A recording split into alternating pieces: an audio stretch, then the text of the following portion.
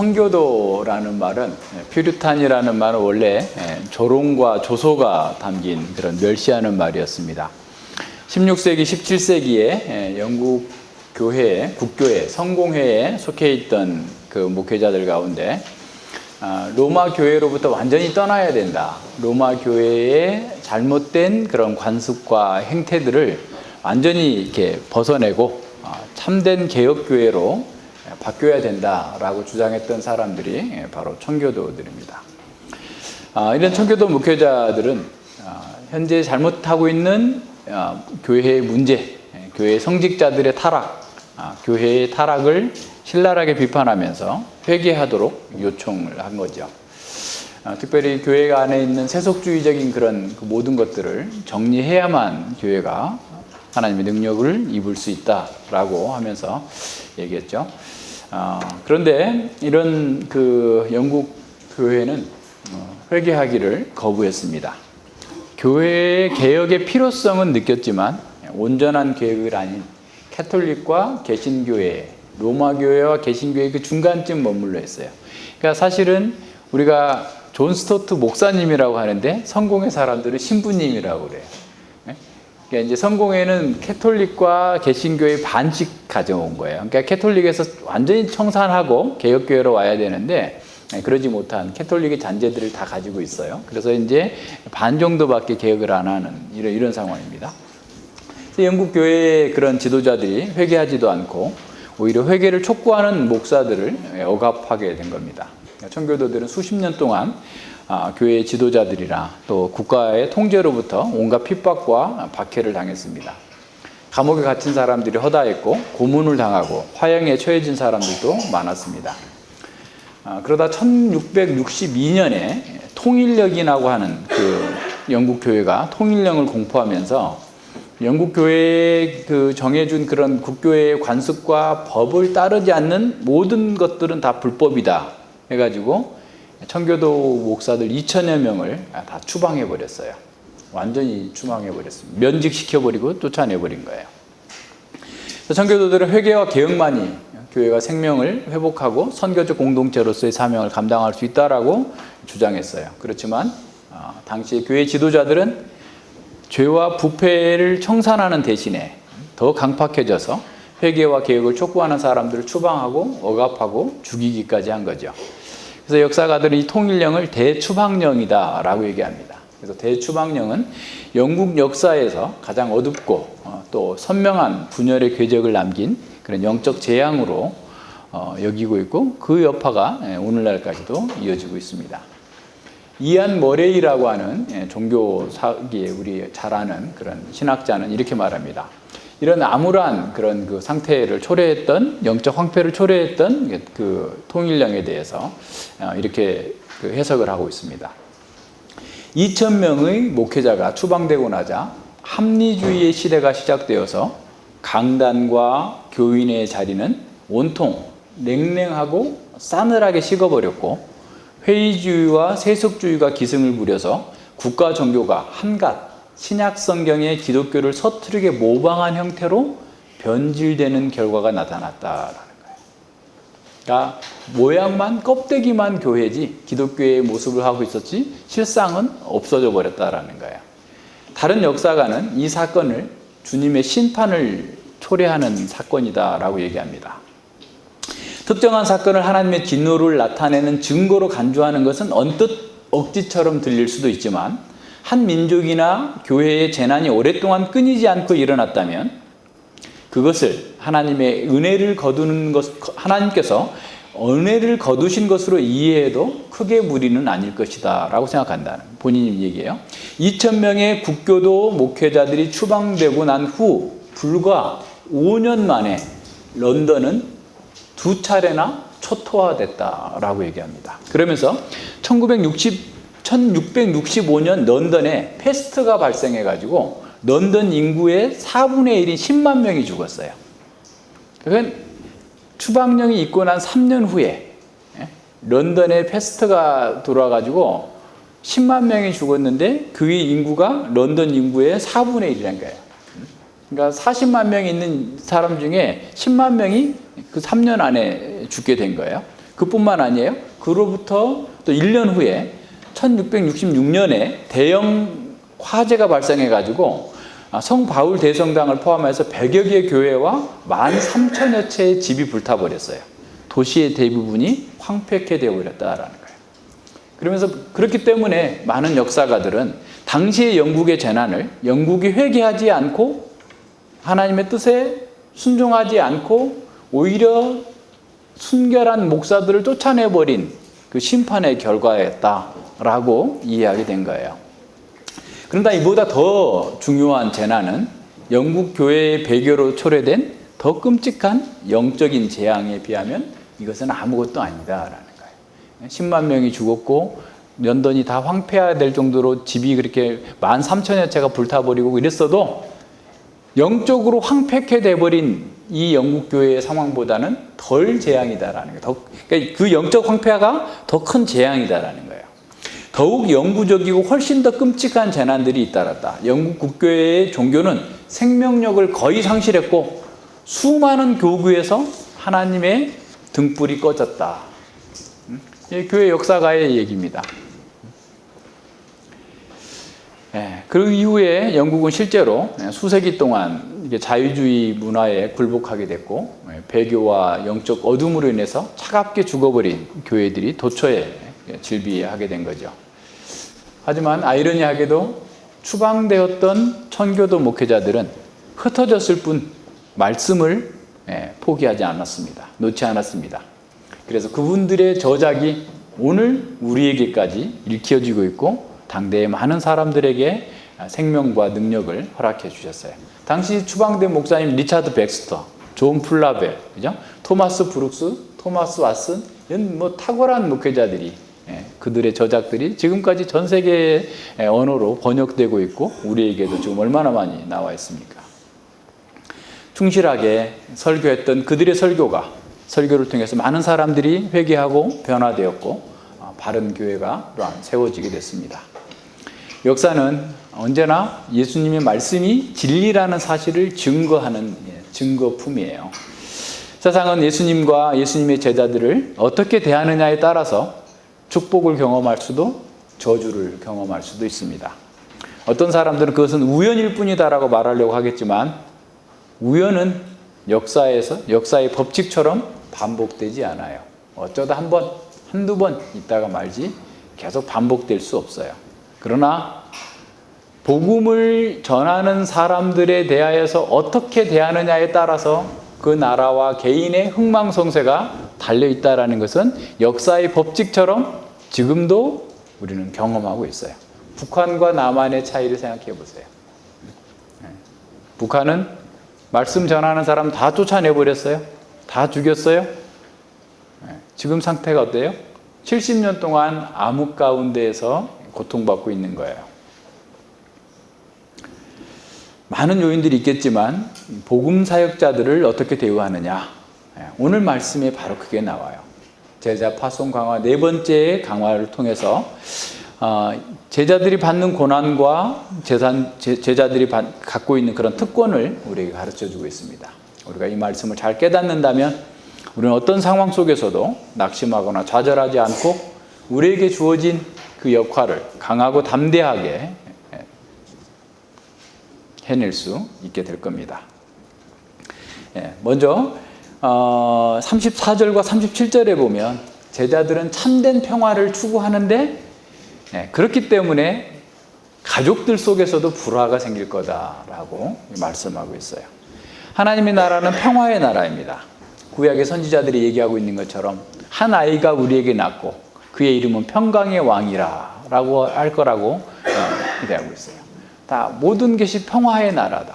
하늘에는 영광이요 땅에는 평화로다라고 천사들이 얘기를 했고 또 13절에 보면 너희들이 평안을 빌라라고 가서 전했어요. 그러니까 제자들은 평안을 전하는 사람들이에요.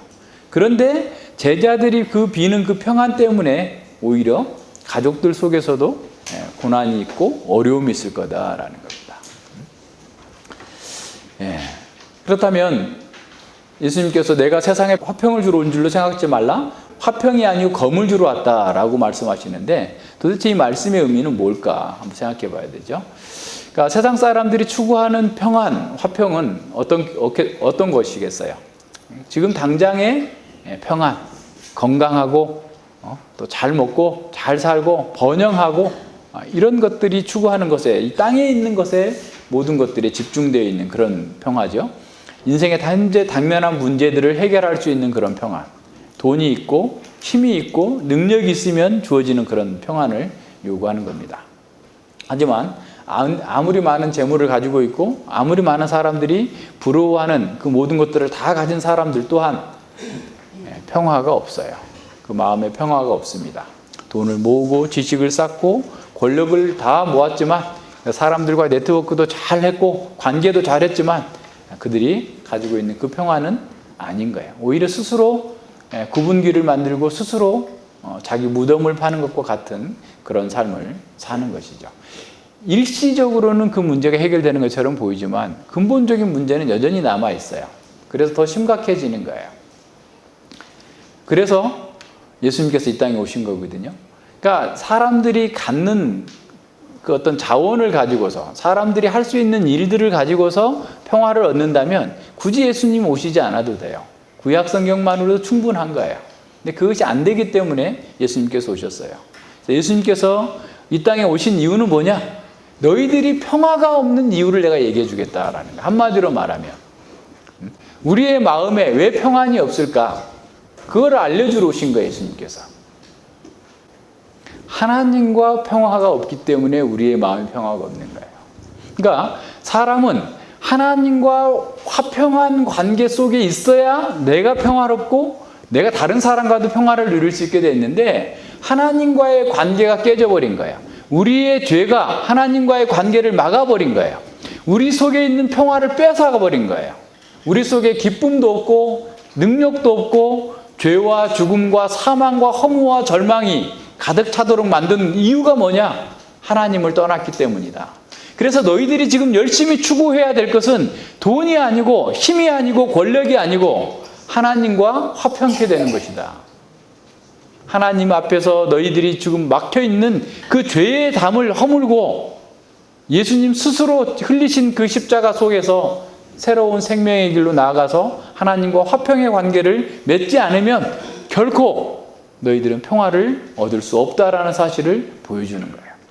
그러니까 예수님께서 이 땅에 주시려고 하는 평화는 하나님과의 관계를 회복하는, 죄를 해결하는 그 평화를 주시려고 오셨는데 사람들은 그런 얘기 하지도 말고 돈 좀 줘.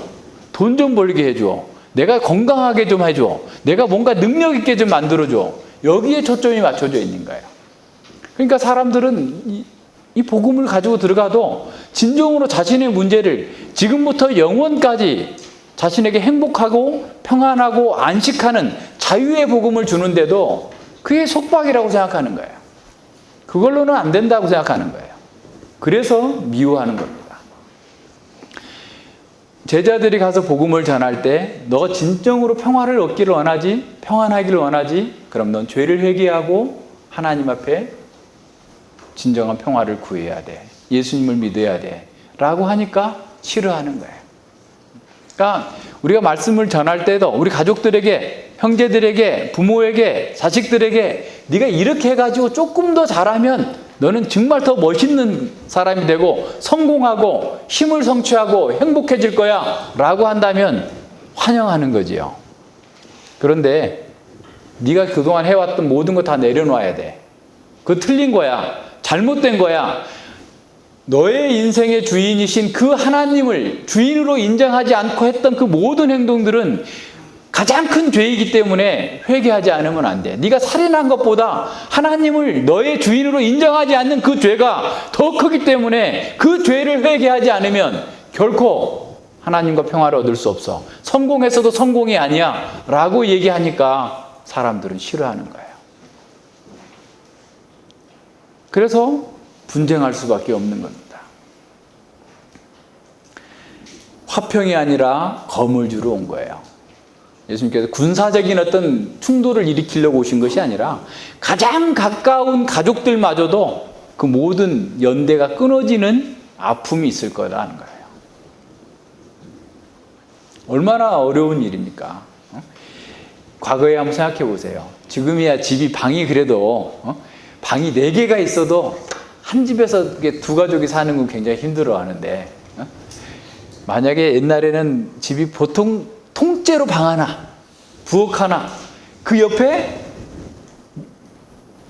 말하고 양이 자는 방 하나. 그러니까 예수님이 태어난 그거는 마구간이 따로 있는 게 아니에요. 지난번에 우리 공부했잖아요. 집 밖에 있는 마구간이 아니고 그냥 집 하나의 건물 안에 귀퉁이 마구간, 양 몇 마리 살고 그 옆에 조그마한 벽 하나 있고 부엌 있고 아궁이 있고 옆에 다 자는 거예요. 온 식구가 다 자요. 할아버지, 엄마, 아빠, 애들, 손주까지 다 자는 거예요. 그런 데서 불화가 일어났다고 생각해 보세요. 원수는 가끔 한번 보지. 근데 집안의 원수야, 지금. 이런 불화하는 관계 속에 지금 있다고 생각해 보세요. 얼마나 이거 두려운 일입니까? 35절, 37절 보세요. 내가 온 곳은 사람이 그 아비와 딸이 어미와 며느리가 그 시어미와 불화하게 하려 함이니 사람의 원수가 자기 집안 식구리라. 아비나 어미를 나보다 더 사랑하는 자는 내게 합당치 아니하고 아들이나 딸을 나보다 더 사랑하는 자도 내게 합당치 아니하다. 세상에. 그러니 얼마나 지금 밉겠어요. 평생을 자식을 돌봐서 키우는 것이 목표였는데 예수님을 만나더니 예수님을 더 사랑해. 부모의 말보다 예수님의 말을 더 들어. 그러니까 부모는 상실감이 엄청 크죠. 족보에서 파낸다는 둥, 집 나가라는 둥, 얼마든지 얘기할 수 있는 거예요. 그럴 수밖에 없어요. 그 부모 입장에서 생각해 보면 어떻게 키운 자식인데, 어떻게 낳은 자식인데, 그럴 수밖에 없는 상황입니다. 그런데 예수님은 너무 심한 요구를 하신 것처럼 느껴져요. 그런 부모를 배신하라니, 그 부모보다 예수님 자신을 더 사랑하라니, 도대체 뭡니까? 예수님 너무 이기적이지 않아요? 라는 생각을 할 수가 있겠죠. 근데 예수님이 이런 말씀을 처음 하신 게 아니에요. 모세가 했어요. 모세가. 신명기 보세요. 신명기 33장 8절로 11절까지가 레위 자손들에게 주시는 축복입니다. 근데 레위 자손에게 주는 축복이 상당히 길어요. 다른 지파들에 비해서. 레위 지파에게 주는 그 축복이. 여기 보세요. 9절과 10절만 봅시다. 굉장히 그 내용도 아주 중요한 내용들인데, 그는 부모에 대해서 이르기를, 그는 이제 제사장, 레위 지파입니다. 이르기를 내가 그들을 보지 못하였다며 그 형제들을 인정치 아니하며 그 자녀를 알지 아니한 것은 주의 말씀을 준행하고 주의 언약을 지킴을 인함이로다. 주의 법도를 야곱에게 주의 율법을 이스라엘에게 가르치며 주 앞에 분향하고 온전한 번제를 주의 단에 드리리로다 그랬어요. 이게 얼마나 놀라운 일입니까? 그러니까 레위 자손들이 해야 될 그 첫 번째 그 일은 어떤 거냐면, 제사장의 일은 율법을 수호하고 율법을 가르치는 거고 번제를 드리는 거예요. 근데 그 일을 하기 위해서는 부모도 모른 척 해야 되고 형제도 모른 척 해야 되고 자식도 모른 척 해야 된다라는 거예요. 이게 무슨 말이냐면, 하나님을 섬기는 이 율법을 수호하고 가르치고 제사를 드리는 이 막중한 일을 하기 위해서는 부모들은 그 다음 순위로 가야 된다라는 거예요. 무슨 말인지 아시겠죠? 그러니까 그 일이 이 하나님 앞에서 하나님을 섬기는 이 막중한 일은 그 모든 것들을 뒤에 내려놔야 돼요. 레위 자손이 해야 되는 일이 바로 그거예요. 그러니까 부모 때문에 난 못하겠습니다. 오늘 결석. 오늘 제사 드려야 되는데 오후 3시 됐어. 지금 제사를 드려야 되는 저녁 번제 시간이 됐는데 아버님이 아프시대. 너 어쩔 수 없어. 빨리 가야 돼. 누구 다른 사람이 해. 이렇게 할 수 없다는 거예요. 율법을 가르치고 가르쳐 지키도록 해야 되는 그 일을 해야 될 시간인데 부모님의 어떤 일 때문에 그 일을 안 하고 할 수 없다라는 거예요. 그럴 정도로 중요하게 여겨야 된다는 거예요. 근데 이게 축복의 말씀으로 주어진 거예요. 레위 지파에게 축복의 말씀으로. 그러니까 레위 지파는 이런저런 갈등, 가족들과의 관계나 여러 가지 하나님을 섬기는 그 일과 관련해서 이런 여러 가지 여타의 모든 갈등적 상황에서 오직 하나님께서 자기에게 주신 그 직무를 감당하는 것을 최우선순위로 두고 살아야 된다라는 말이에요. 그러니까 항상 언약에 충실한 상태로 살도록 하나님께서 축복하셨고 그에게 주신 거예요. 그러니까 레위 지파가 언약적 충성을 가르치는 일에 어떤 면에서 아주 가장 소중하게 생각하고 그 일을 소중하게 생각하라는 거예요. 자, 그것은 또 바꿔 얘기하면 뭐냐면 레위는 이스라엘의 선생이잖아요. 그러니까 모든 사람들은 레위 지파에게서 배우고 그리고 그걸 자녀들에게 가르쳐요. 그러니까 레위 지파는 제사장은 온 이스라엘의 선생입니다.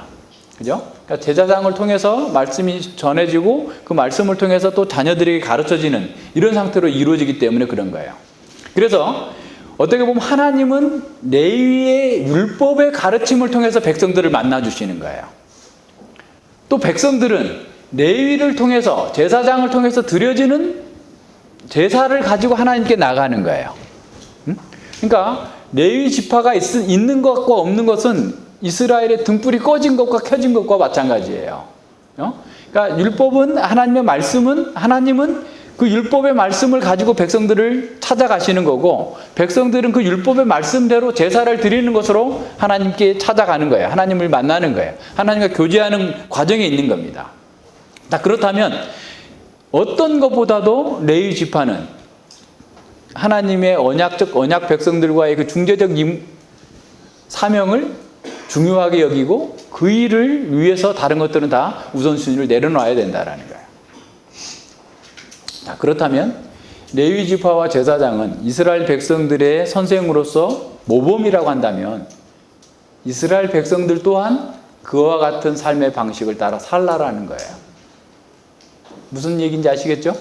그러니까 레위 지파는 이스라엘의 선생으로서 모범적으로 그렇게 살아야 된다고 했다면 다른 모든 일반적인 이스라엘 백성들 또한 그와 같은 방식으로 삶의 우선순위를 두어야 된다라는 말입니다. 이해하시겠죠? 그래서 하나님의 율법의 대강령이 무엇이냐? 하나님을 사랑하고 이웃을 사랑하는 거예요. 그러니까 하나님 사랑하는 것을 최우선순위에 두고 그런 다음에 내 가족들, 이웃들, 아내, 남편, 자식들 사랑하고 다른 사람들도 내 몸처럼 너희를 사랑하라 라고 말씀하는 겁니다. 구약에 미가서 7장 6절에도 보면 바로 이와 같은 삶의 방식 때문에 어려움이 있을 것을 말씀해 주고 있어요. 가족 간에 분쟁이 있을 것을 말합니다. 아들이 아비를 멸시하며 딸이 어미를 대적하며 며느리가 시어미를 대적하리니 사람의 원수가 곧 자기 집안 사람이리로다 그랬어요. 미가서에 벌써 그죠? 그런 일들이 있는 거예요. 예수님의 말씀은 바로 이 말씀을 성취하고 있음을 보여줍니다. 예수 그리스도의 복음과 선교는 가족 관계를 파괴하는 데 목적이 있는 게 아니에요. 오히려 가장 큰 화평을 주고 가장 큰 즐거움을 줄 수 있는 그 상황에서 오히려 복음은 분열을 일으킬 수밖에 없어요. 추구하는 바가 다르기 때문에 그렇습니다. 복음은 사람을 나누는 거예요. 나눌지 않으면 얼마나 좋겠어요? 다 같이 이렇게 와서 그냥 이렇게 믿고 찬양하고 즐거움을 갖는 거야말로 정말 인생에서 가장 큰 복이에요. 하나님의 주권과 하나님의 은혜를 아는 사람들은 하나님을 기뻐하고 즐거워하고 복음을 전하는 사람을 가장 기뻐하고 즐거워하지만 복음을 거부하는 사람들은 하나님에게서 멀어질 뿐만 아니라 복음을 전하는 사람들을 또한 대적합니다. 가족 안에서도 마찬가지예요. 피할 수 없는 충돌을 낳게 됩니다. 그래서 사실 어떤 면에서 가족 안에서 이루어지는 분열과 갈등과 충돌은 하나님께 충성하느냐 가족들에게 충성하느냐 그 둘 중에 하나를 놓고 싸우는 거예요. 그런데 예수님께서 뭐라고 말씀하시냐면 너희가 만약에 가족들하고 충돌하는 것 때문에 예수님께 대한 충성을 고려한다면 내게 합당치 않다라는 거예요. 내 가족이나 내 자식이나 내 부모나 내 처자라도 너가 나에게 충성하는 것을 방해하는데 그것을 따라간다면 그것은 나에게 합당치 않다라는 거예요. 이걸 말씀하고 있어요. 그러니까 진정한 제자는 구약의 제사장들처럼 레위처럼 가족보다 예수님께 충성하는 사람이어야 된다라고 하는 사실을 보입니다. 다시 말하면 예수님의 말씀을 수호하고 그 말씀을 전하는 것을 세상의 그 어떤 일보다도 중요하게 여겨야 된다라는 겁니다. 물론 또 이 말씀을 가족 사랑을 금지하는 것으로 오해하면 안 돼요. 사랑해야 돼요. 그럼에도 사랑하는 거예요. 우리는 사랑하는데 어떻게 하느냐? 우선순위의 문제예요. 하나님의 말씀에 더 충성하고, 그러니까 이제 바꿔서 생각하면 하나님 없이 부모를 사랑하는 그 사랑은 언제든지 배반할 수 있는 사랑이에요. 바꿔서 보면 하나님을 사랑하고 부모를 사랑하는 사랑은 변치 않는 사랑이에요. 일관된 사랑이에요. 하나님을 사랑하기 때문에 아내를 사랑하고 자식을 사랑하면 그 자식과 아내가 가장 복되지만, 하나님보다 자식을 위해 두고 하나님보다 아내를 위해 두고 하나님보다 부모를 위해 두는 그 사랑은 다 괴롭게 하는 거예요. 다 괴롭게 하는 거예요. 주님의 말씀대로 사는 것이 가장 복돼요. 이건 현실에서도 증명이 되고 실제로 그렇습니다.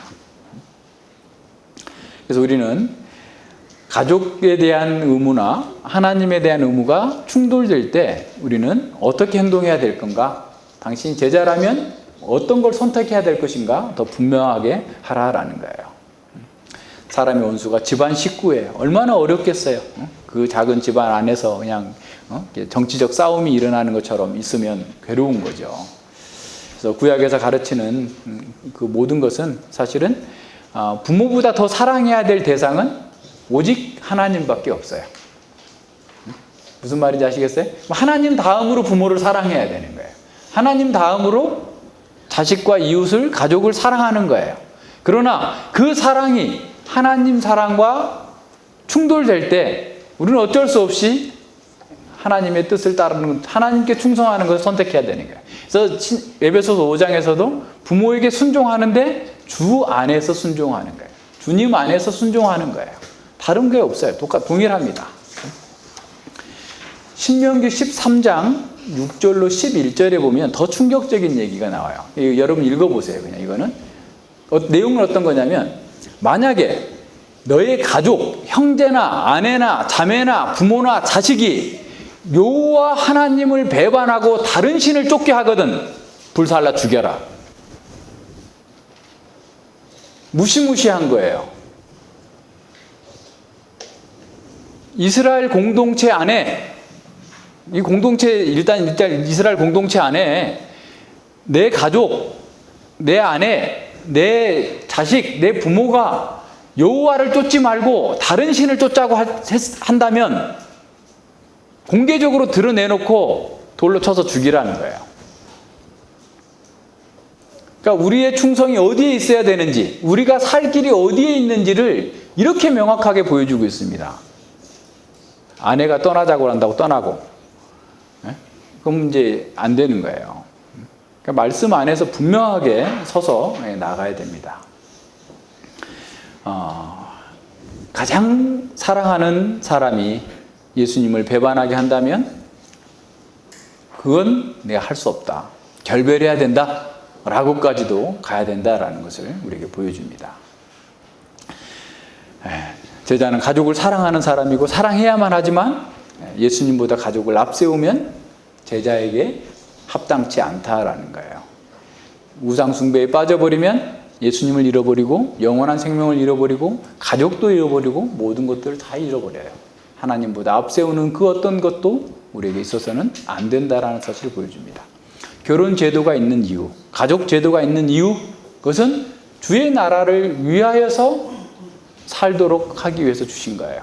그런데 그러한 주님 나라, 하나님을 섬기도록 주어진 그 제도가 오히려 하나님보다 위에 두게 되면 그건 망하게 되는 거예요. 새하늘과 새 땅에 가면 우리 가족이 없어요. 이 세상에 육신의 가족 다 없어질 거예요. 무슨 가족만 남아요? 하나님의 가족만 남아요. 예수님 안에 있는 가족만 남아요. 시집가고 장가가는 일도 없어요. 오직 한 아버지를 모시고 우리가 모두가 다 한 가족으로 살게 될 겁니다. 따라서 우리는 이 땅에서 잠시 있을 그 가족들, 가족 제도를 지키느라 예수 그리스도의 제자로서의 삶을 사는 것을 포기하거나 보류하거나 망설이거나 그래서는 안 된다라는 겁니다.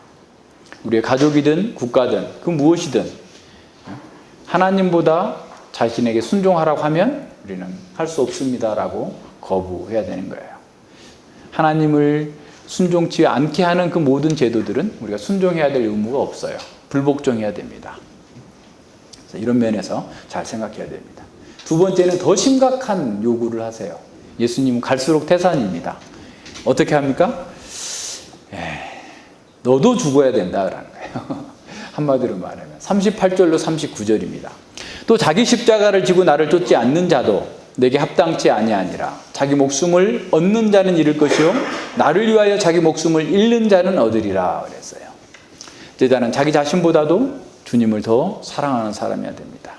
자신에 대한 사랑과 집착 때문에 예수님께 충성하는 것을 보류한다면 그것은 적합당치 않다라는 겁니다. 십자가의 길은 이미 수치와 고통과 멸시와 조롱과 죽음을 상징했어요. 제자로 사는 길은 어떤 면에서 위험하고 고통과 수치가 따르고 자기에게는 아무것도 남는 것이 없는 것 같은 그런 위험한 상황을 감수해야 되는 겁니다. 자기 목숨을 건사하는 것도 예수님께 대한 충성심보다도 앞설 수 없다라는 겁니다. 오직 자기를 부인해야만 그래서 예수님의 제자가 되고 예수님을 따를 수 있다라는 거예요. 주님을 위하여서 자기 목숨을 내놓는 사람이 생명을 얻을 거다. 목숨을 얻을 거다라고 말씀합니다. 오늘날 대중적인 믿음은 인생의 목표가 자아 실현이라고 합니다. 심리학에서는 삶의 의미가 최대한 자기를 강하게 하는 것, 자기 목숨을 충만케 하는 것, 자기가 모든 걸 하고 싶은 걸 다 하는 것, 이것이 인생의 목표다라고 가르칩니다. 자기의 생명의 확장이 인생의 목표인 것이에요. 그것이 사람들이 얘기하는 거예요. 근데 예수님께서는 네 생명의 확장이 인생의 목표가 되는 사람은 나를 따라오지 말라. 제자가 아니다. 제자로 살 수 없다라고 말씀하고 있는 겁니다. 근데 세상 사람들 한번 보세요. 자기 생명을 최대한 확장했더니 어떻게 됐어요? 정말 멋있게 영생을 누렸습니까? 걷지도 못하고 씹지도 못하고 움직이지도 못하고 이제 가는 게 다 요양병원. 아무리 돈 많은 사람도 스스로 하나님 없이 자기 생명을 최대한으로 확장해서 충만케 하고자 하는 사람들은 다 잃을 거라는 거예요.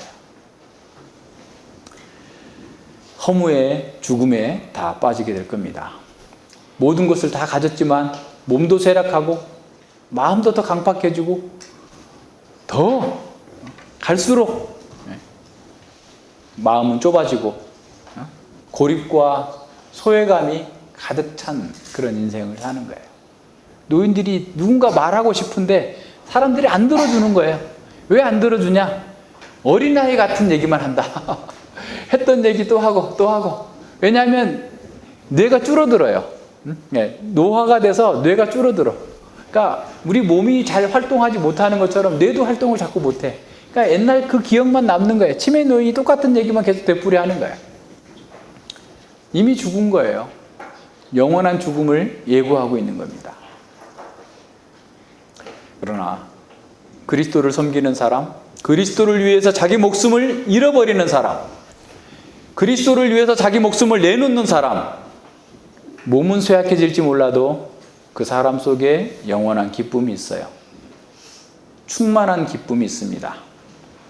그런 사람이 진정으로 자아를 실현한 사람이죠. 자기가 행복해진 사람이에요. 그 사람, 예수님의 생명을 소유한 사람, 주님을 위해서 목숨을 잃는 사람은 영원한 생명을 얻습니다. 그래서 사도 바울은 그렇게 얘기하죠. 나의 달려갈 길과 주 예수께 받은 사명, 곧 하나님의 은혜의 복음을 증거하는 일에는 나의 목숨을 조금도 귀한 것으로 여기지 아니하노라. 자기 목숨을 잃었을 때 그는 부유함을 누리는 거예요. 우리가 주님을 위해서 자기 목숨을 잃었을 때 주님의 목숨을 내가 사는 거예요. 주님의 생명을 내가 사는 겁니다. 그 생명이 그렇게 값어치 없겠어요? 하나님의 생명을 우리가 사는 방법이에요. 예수님의 이름을 팔아서 자기 명성을 얻으려 하거나 예수님의 이름을 팔아서 그 공동체 속에서 막 자기 영향력을 확대하려고 하는 그런 사람들, 얼마나 불쌍한 사람들입니까? 우리가 세상에서 그냥 우리의 운명이 이 역사로 그냥 이 세상 가운데서 끝나버린다면 어떻게든지 그냥 아무렇게나 살아도 뭐 상관없어요. 그러나 우리는 영원까지 있어요. 악한 자나 선한 자나 다 부활하게 될 거예요. 하나님 앞에서 우리가 영원한 생명을 누릴 것인가? 아니면 영원토록 지옥에서 슬피 울며 이를 갈 것인가? 우리는 그걸 내다보고 있어요. 우리 60평생, 70평생, 벽세, 120세 그게 문제가 아니고 우리가 영원토록 하나님 앞에 설 것인가? 아니면 영원토록 하나님과 분리되어서 펄펄 끓는 지옥에서 고통당할 것인가? 지금 내가 생명을 얻고자 하면 지옥으로 갈 것이고 내가 주를 위해서 주께서 원하시는 대로 살기 위해서 내 생명을 잃는다면 영원한 생명을 누리게 될 것이다 라고 가르쳐주고 있어요. 자기 생명보다 주께서 주신 사명을 귀하게 여기는 사람, 자기보다 예수님을 귀하게 여기는 사람, 그 사람이 영원한 생명을 누리게 될 것입니다. 지금까지는 17절부터 39절까지는 계속해서 제자들의 고난, 대가 이것을 얘기했다면 이제 40절부터 42절까지는 제자들이 누리게 될 특권이 어떤 건지 제자들이 갖고 있는 그 놀라운 능력이 어떤 것인지를 보여줍니다. 마지막 단락에서 제자의 특권을 보여주세요. 자, 그 40절로 42절 봅니다. 너희를 영접하는 자는 나를 영접하는 것이요 나를 영접하는 자는 나 보내시는 이를 영접하는 것이니라. 선지자의 이름으로 선지자를 영접하는 자는 선지자의 상을 받을 것이요 의인의 이름으로 의인을 영접하는 자는 의인의 상을 받을 것이요 또 누구든지 제자의 이름으로 이 소자 중 하나에게 냉수 한 그릇이라도 주는 자는 내가 진실로 너희에게 이르노니 그 사람이 결단코 상을 잃지 아니하리라. 자, 제자를 영접하는 것과 예수님을 영접하는 것. 예수님을 영접하는 것은 곧 그를 보내신 하나님을 영접하는 것으로 동일시하고 계세요. 제자는 예수님을 대신해서 일하는 사람입니다. 그래서 예수님의 제자를 영접하는 것, 집으로 받아들이는 것, 그의 가르침을 받는 것, 예수님을 받아들이는 거예요. 유대인들의 세계관 속에서는 어떤 사람의 종이나 그 대리인을 받아들이는 것은 그 사람을 받아들이는 것으로 동일하게 여겼어요. 심지어 그 편지까지도 동일하게 여긴 거예요. 예수님을 받아들이는 것은 그 제자들을 받아들이는 거고 제자들을 받아들이는 것은 예수님을 받아들이는 것입니다. 사도행전 16장에 보면 루디아가 말씀을 받고 깨닫고 난 다음에 내가 주 믿는 자로 알거든 우리 집으로 가자. 영접하는 거예요. 그게 복인 거예요. 선지자로 의인으로 예수님을 영접하는 겁니다. 교회가 우리 성도들이 말씀 안에서 어떻게 보면 충만한 은혜 가운데 있을 때는 말씀 사역자에 대해서도 예수님처럼 받아들여요. 근데 은혜가 떨어지면 이제 말씀 사역자에 대해서 이제 불평불만하고 안 좋은 눈으로 보게 되는데 갈라디아서에 보면 사도 바울이 그 갈라디아 교회에 편지를 보내면서 이렇게 얘기합니다. 갈라디아서 4장 그 12절과 15절인데요.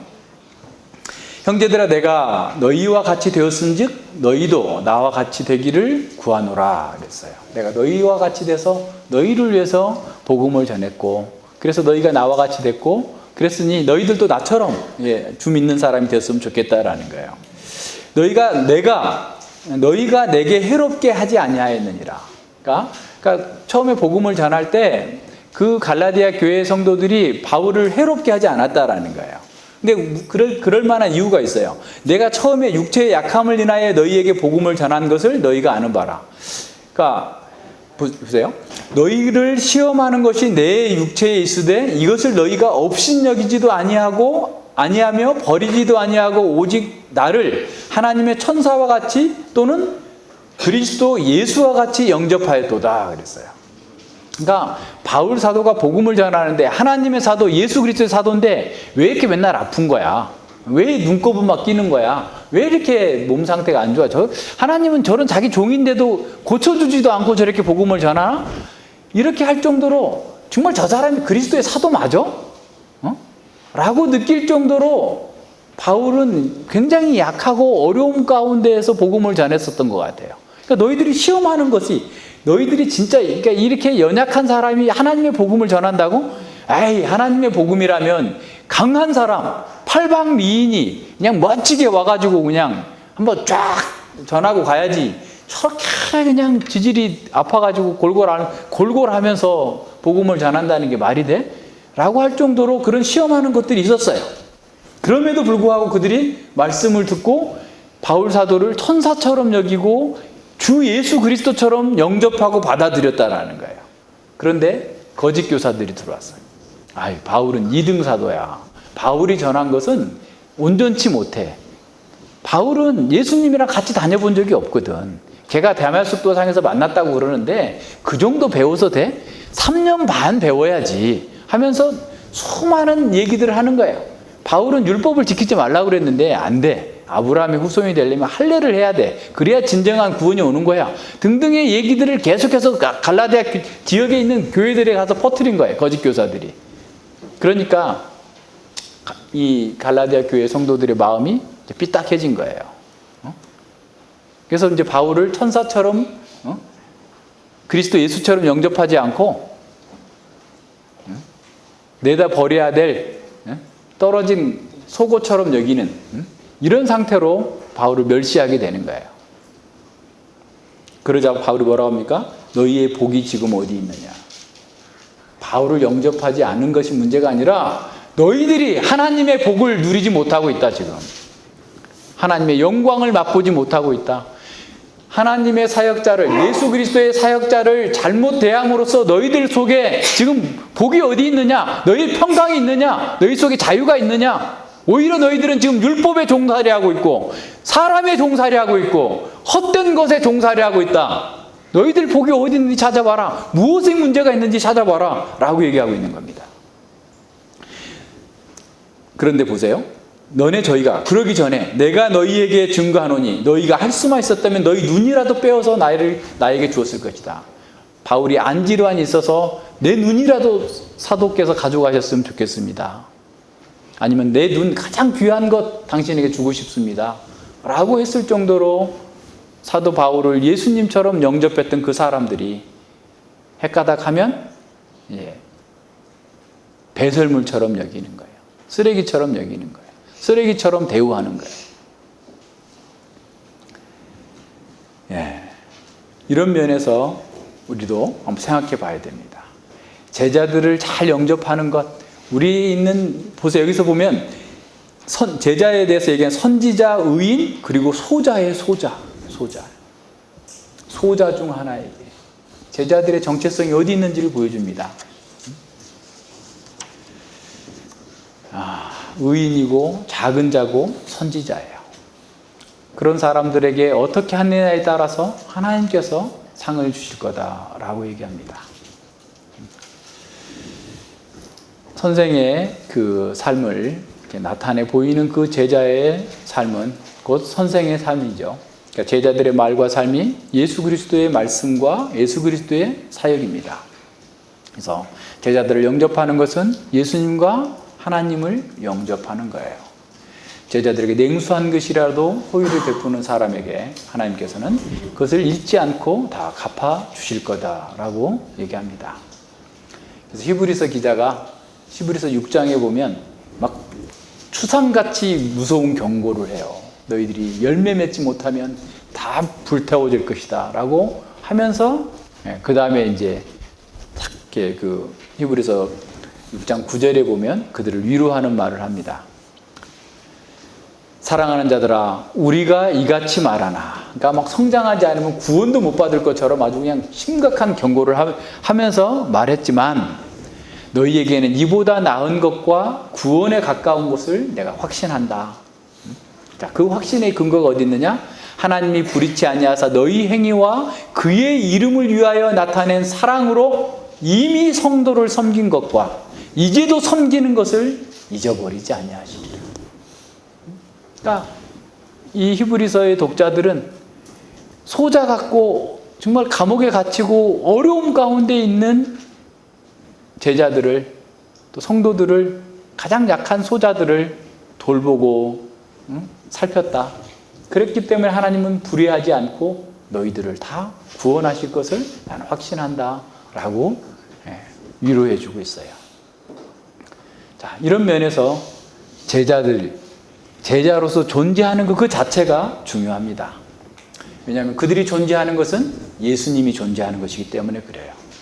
예수님이 자신과 동일시했고 제자들은 예수님과 자신을 동일시하는 삶을 살고 있는 거예요. 예수님이 빛으로서 이 땅에 오셨어요.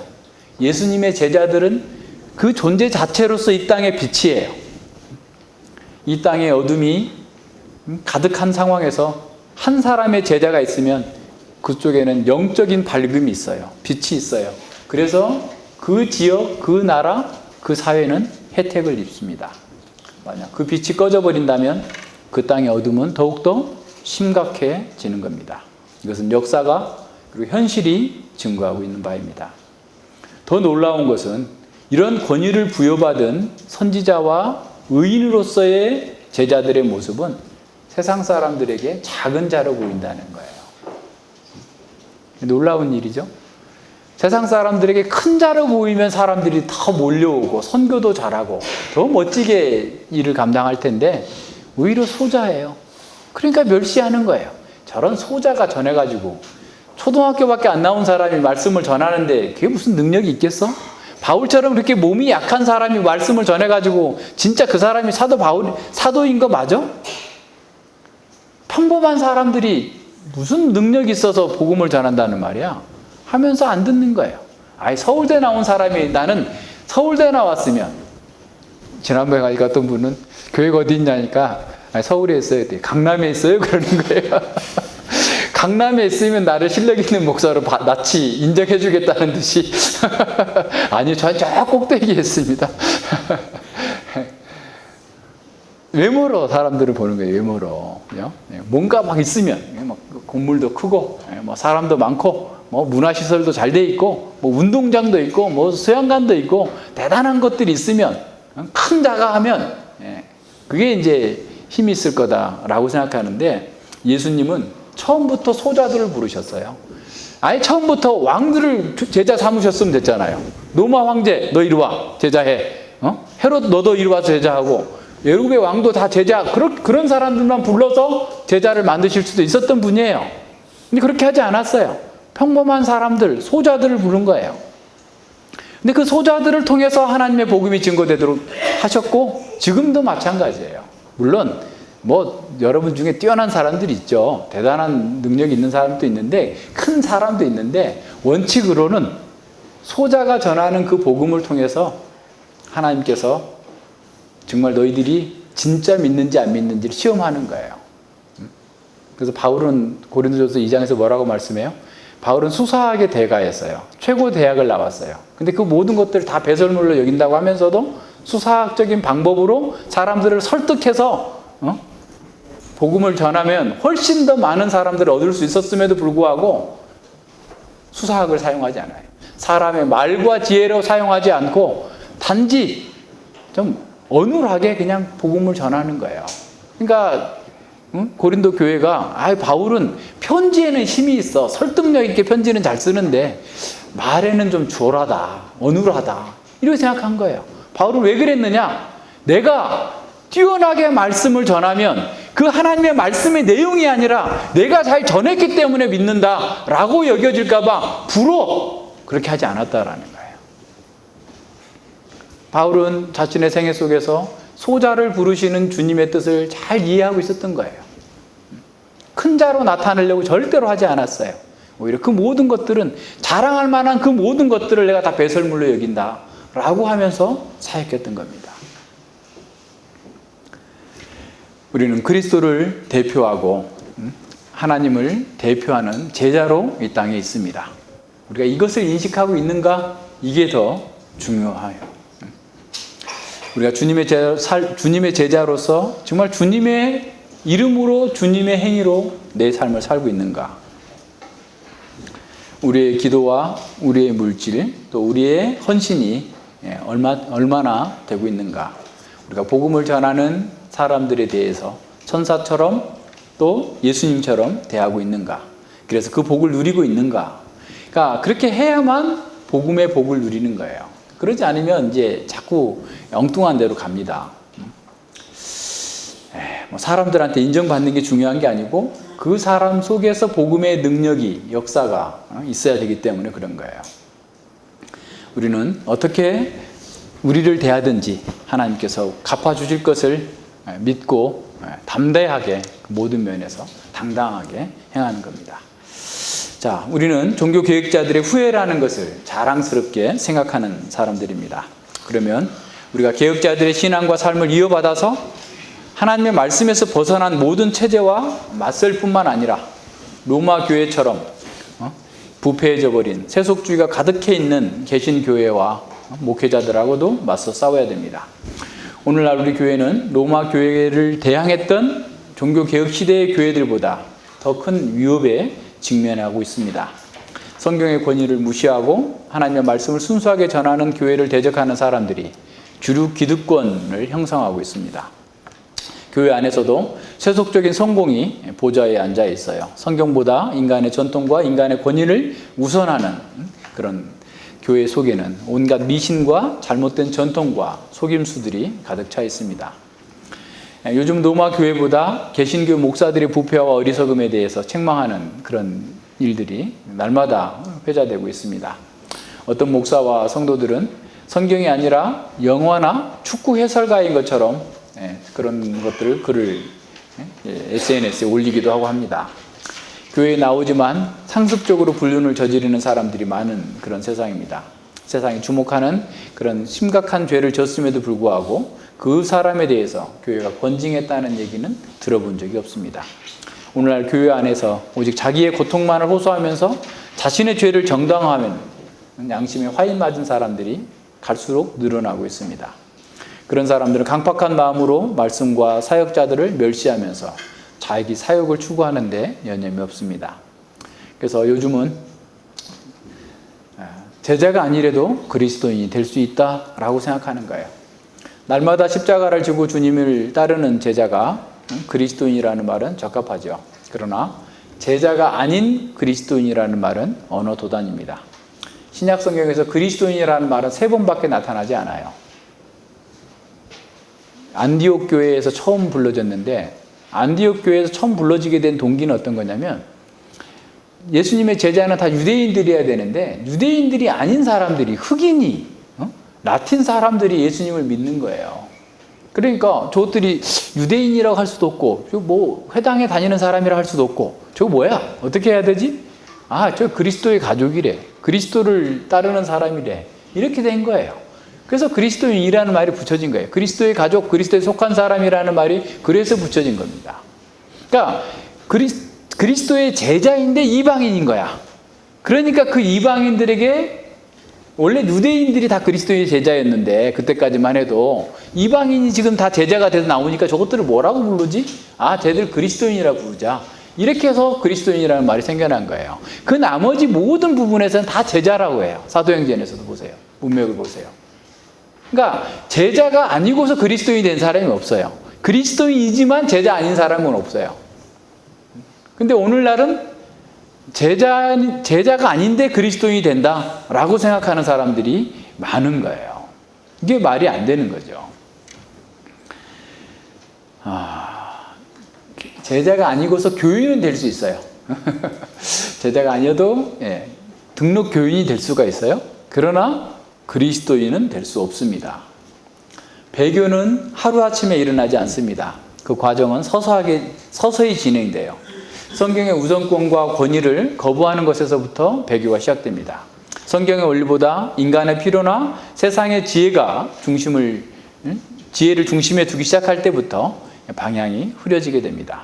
다음 단계는 성경과 세상의 그 지혜를 교묘하게 혼합해요. 타협하는 거죠. 그런데 세상의 주장을 가지고 들어오면서 이제 거기다 성경 구절을 몇 개 더 집어넣어서 마치 성경적인 것처럼 얘기합니다. 인간의 죄들이 성경의 지지를 받는 것처럼 옹호합니다. 교회가 성경의 교리보다도 세상의 힘과 가치를 높이면서 세속주의적인 그런 세상의 복을 마치 성경의 복인 것처럼 포장해가지고 전하게 되는 거죠. 그러면 이미 배교의 길에 들어선 겁니다. 교회가 인간 중심의 세속주의와 구별되지 않으면 이 타락한 세상에서 빛과 소금으로서 역할을 감당할 수 없습니다. 그렇다면 어떻게 교회는 세속주의와 배교를 극복할 수 있겠습니까? 어떻게 항상 개혁하는 교회가 될 수 있겠습니까?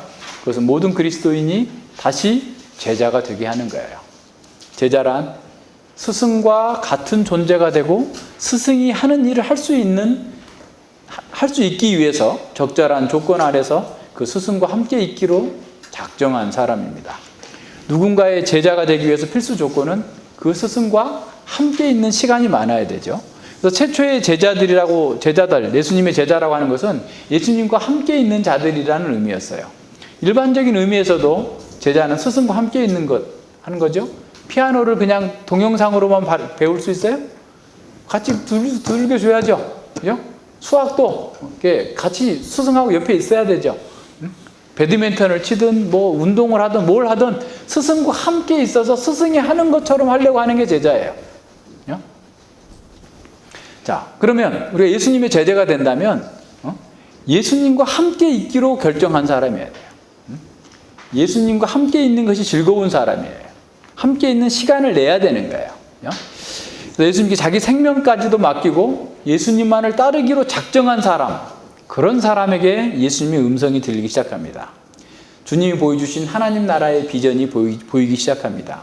주님의 제자는 하나님 나라의 영광과 세상의 영광, 하나님 나라의 영광이 세상과는 비교할 수 없다라는 것을 알면서 그래서 어떤 상황에서도 주님을 따르는 거예요.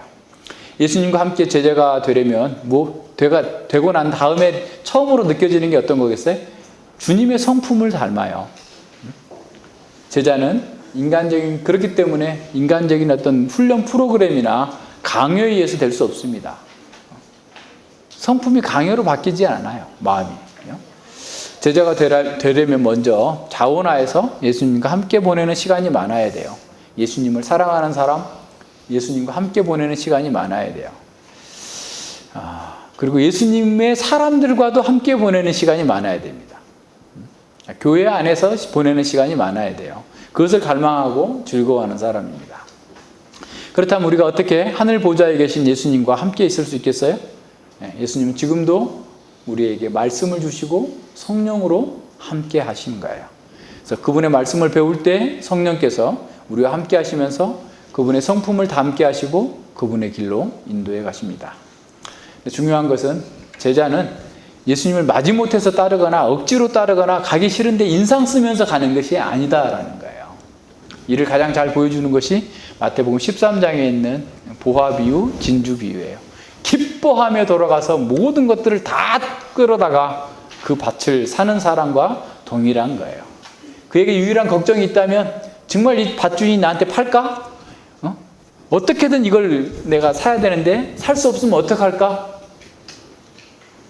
불의한 청지기가 자기 살 길을 찾기 위해서 온갖 수단을 다 쓰는 것처럼 잠을 안 자고 뛰는 것처럼 하나님 나라를 발견한 사람은 그와 같이 살 거예요. 그래서 제자로 살고 싶지 않은데 슬픔과 고통 중에서 억지로 그 길을 가는 사람은 아무도 없어요. 그건 제자가 아니에요. 그러니까 그렇게 갈 거면 가지 마세요. 제자 되지 마세요. 예수님께서 누가복음 14장에서 분명히 말씀하고 있어요. 계산해보고 따라오라. 억지로 오지 마라. 억지로 하는 것보다 못 견뎌. 그죠? 애들이 막 하라 그러면 그냥 즉각 순종해서 해야 되는데 그냥 온갖 변명을 대면서 인상 빡빡 쓰면서 막 하는 거 보면 나를 위해서 하는 것도 아니고 부모를 위해서 공부하는 것도 아니고 한데 그렇게 위세를 부리는지 그냥 이런 마음이 들잖아요. 그죠? 그런 것처럼 예수님을 따르겠다고 하면서 그냥 온 세상의 고통을 자기가 다 짊어지고 있는 것처럼 엄청난 손해보고 엄청난 희생을 하는 것처럼 생색내면서 할 사람은 오지 말라라는 거예요. 손익계산을 하면서 제자로서 치러야 될 대가를 아까워하면서 제자된 사람은 아무도 없어요. 덤으로 주신 인생, 이제부터 주를 위해서 살겠습니다. 이렇게 나오는 사람이 제자지. 막 계산기 두드리고 보고 있어가지고 이익이 되면 가고 이익이 안 되면 뭐 적당하게 하는 척 하면서 뒤로 빠지고 이런 사람은 아니에요. 그런 사람은 교인은 될 수 있어도 제자는 될 수 없습니다. 오늘날 사람들이 제자가 돼야 된다. 교인 되는 거, 그리스도인 되는 건 좋은데 제자가 되는 건 싫어요. 안 돼요. 왜? 제자 되면 오지로 선교사로 가야 될까 봐, 자기 인생 다 포기해야 될까 봐, 그건 안 하고 그냥 적당하게 교인으로 살면서 복만 누리기를 원합니다. 이렇게 하는 거죠. 그래서 창세기 공부할 때는 열광적으로 좋아해요. 이야, 이런 말씀이야? 근데 어디쯤 오면 넘어지기 시작해요? 산상수훈이 오면. 율법까지는 그래도 괜찮아요. 근데 산상수훈 제자도 오면 이제 어려워요. 안 돼요. 이걸 누가 할 수 있어요? 하면서 이제 빠져나가기 시작합니다. 그래서 창세기 공부하면서 좋아하는 거 저는 흥분을 안 하게 됐어요, 이제는. 자기를 부정하는 제자가 됐을 때 진정한 제자가 행복한 건데 그 이유가 없으면 안 됩니다. 하나님 나라와 하나님의 영광을 본 사람은 그렇게 하지 않아요. 제자의 고난만 보고 제자의 특권을 보지 못했기 때문에 계산하는 거예요. 예수님이 우리와 같이 여겨주시고 우리가 예수님처럼 여김을 받는다는 것보다 더 큰 복이 있어요? 더 큰 특권이 있어요? 나를 때리는 자는 예수님을 때리는 자고, 나를 모욕하는 자는 예수님을 모욕하는 자고, 나를 축복하는 자는 예수님께서 축복해 주실 거고, 나를 저주하는 자는 예수님께서 저주하실 거다라고 하는 이러한 제자의 특권보다, 하나님 나라의 제자로서의 영광보다 더 큰 게 어디 있느냐고요. 내가 주님과 같이 여김을 받게 될 텐데 이걸 보지 못했으니까 자기가 버리는 거, 헌금하는 거 아까워하면서 막 계산하고 있는 거예요. 못 벗어납니다. 그 상태에서. 예수님께서 우리에게 제자로 이렇게 살라고 하니까 아이고 힘들어. 어떻게 살지? 이렇게 할까봐 11장에 가면 11장 28절 이하에서 뭐라고 그러세요? 수고하고 무거운 짐진 자들아 다 내게로 오라. 내 멍에는 쉽고 가볍다. 나는 겸손하고 온유하다. 예수님을 따르는 것보다 쉬운 일이 없어요, 사실은. 예수님을 따르는 것보다 우리에게 안식과 평강과 자유와 기쁨이 있는 게 없어요. 근데 그걸 못 보니까, 경험하지 못했기 때문에 자꾸 고난과 대가가 커 보이는 거예요. 그걸 누리는 사람은 이까짓 거, 죽으면 죽으리라 가는 거지. 근데 그걸 못 누리니까 계속 계산하면서 괴로워하고 있는 거예요. 네. 우리 한번 생각해 봅시다. 여러분은 제자입니까? 교인입니까? 제자가 아닌 그리스도인입니까? 제자의 고난과 특권을 명확히 볼 수 있기를 바랍니다. 우리의 구주이며 우리의 스승이신 예수 그리스도를 안 사람은 역사상 가장 위대한 인격과 가르침을 주시는 그 예수님을 따르는 것은 그거보다 더 큰 특권으로 여기는 사람이 없어요. 그 속에서 가장 큰 기쁨을 누리는 거예요. 예수님께 속한 것과 그분의 일이 내 일이 되고 이 세상을 향한 그분의 구원의 일에 동참하는 것이야말로 인생의 최고의 기회이고 다른 그 무엇보다도 나에게 가장 복되고 중요하고 힘 있는 일이라는 사실을 알고서 그것을 열망하는 사람입니다. 그것을 보지 못하는 사람은 제자가 되기 어려워요. 슬퍼하고 불평하면서 가는 제자는 없습니다. 그런 경건한 기쁨 가운데에서, 경건한 기쁨으로 충만한 가운데에서 하나님의 말씀을 따라 사는 것이 나와 및 모든 사람에게 가장 복되다라는 사실을 증거하고 선포하는 사람이에요. 제자의 경건한 기쁨은 세상을 두려워하지 않는 확신과 능력을 줍니다. 과연 우리에게 이런 기쁨과 확신과 능력이 있는지, 내가 그렇지 못하다면 내가 정말 제자의 삶을 살고 있는지 한번 확인해 봐야 됩니다. 앞서 우리 서론에서 본 것처럼 세상은 제자를 어떻게 대우하느냐에 따라서 흥할 수도 있고 망할 수도 있습니다. 예수님을 영접하는 사람, 우리를 영접하는 거예요. 예수님을 사랑하는 사람, 우리를 사랑하는 사람이에요.